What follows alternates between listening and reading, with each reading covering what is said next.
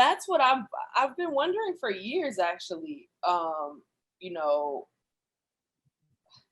how do how does how do they even know I don't know what their relationship is to any of this stuff, but it reminds me of when I was younger.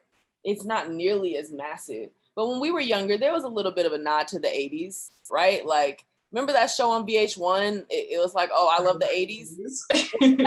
That was my first introduction to this idea of nostalgia and repurposing culture, right? Like, of course I could sit and watch Revenge of the Nerds on VH1 every Saturday night and just appreciate the, Once Bitten with Jim Carrey is a great 80s movie. I don't need context. But then I sit and watch, Best Week Ever or whatever it was called. I love the 80s. Commentary. It's like the commentary really provided.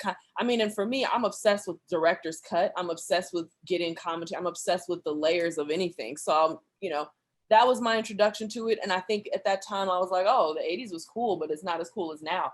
I think that I would argue that people probably see the past as more interesting than the now. I think people are way deeper into nostalgia now than they were in the 90s or the 2000s.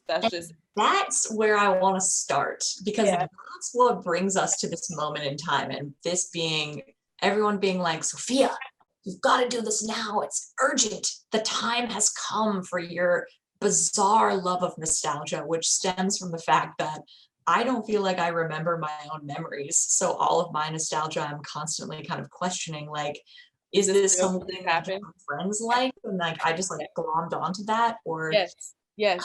It's a very, very gray and amorphous for me to like, well, what's my nostalgia? What did I really like? And also, is this memory serving me right? Like, is this what I remember? My sense is serving me correctly. But I think we're living in an age where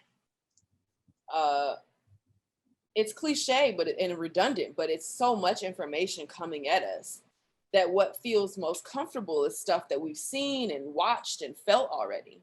That there's this sort of instantaneous, all this stuff, culture coming at us constantly, that we can't process it all and absorb it all and appreciate it all. But we can appreciate some stuff that we've already been indoctrinated with and feel extremely comfortable with. And I think it provides